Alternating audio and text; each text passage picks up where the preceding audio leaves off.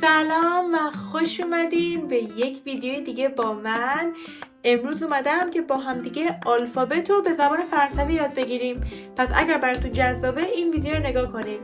من اول خیلی آروم از روشون میخونم و بعد اون آهنگ معروف ABCD رو به زبان فرانسوی با هم یاد میگیریم. من از اول شروع میکنم که میگیم A B B C D E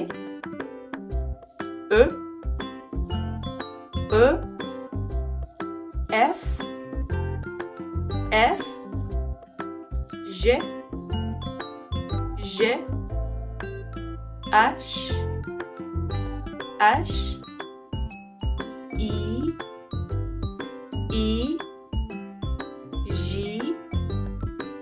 J K L M N O P Q R S T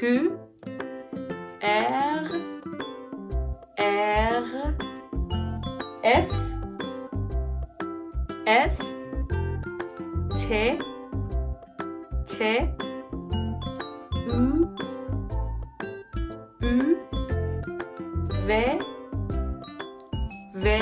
V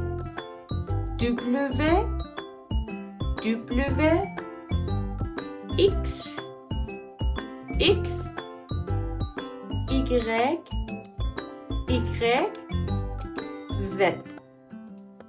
Z که در واقع سه تا از این آلفابت که میتونه تقریبا شبیه هم خونده بشه و یکم تریکی باشه این سه تا هستن که من یه بار که براتون فرقش رو میگم.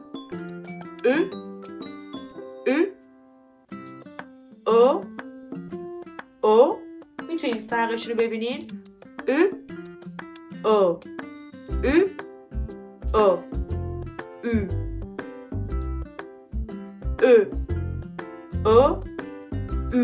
یعنی دیگه این بیشتر قل زد این یکم کمتر و این دیگه از همشون بیشتر او. و بریم که یکم تندتر بخونیم.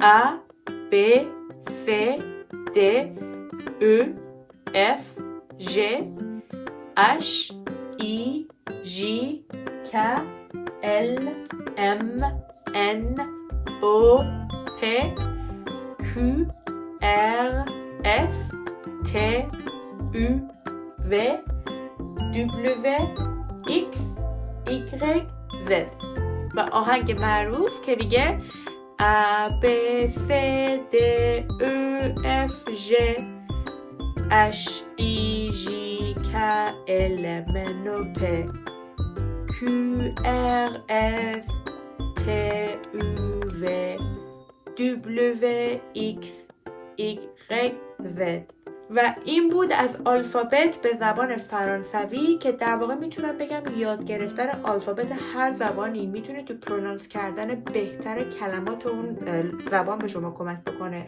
بر فرض مثال همین ای که تو زبان فرانسه خیلی استفاده میشه که من به شما گفتم تلفظ میشه، شما میبینید که ما تو خیلی از کلمات فرانسوی ایو مثلا ما تو انگلیسی بهش میگیم ای، ولی ما این مدلی تلفظ نمی کنیم، ما دقیقا همون حالت تلفظ میکنیم و خیلی خوبه که قبل از اینکه شما هر زبانی رو بخواید شروع کنید اول بیس آلفابتش رو درست بلد باشی که بتونید به راحتی پایت رو اول بریزی و بعد بگی کلماتش رو یاد بگیری. امیدوارم که این ویدیو به دردتون خورده باشه و شما رو توی ویدیو بعدی میبینم. فعلا خدافظ.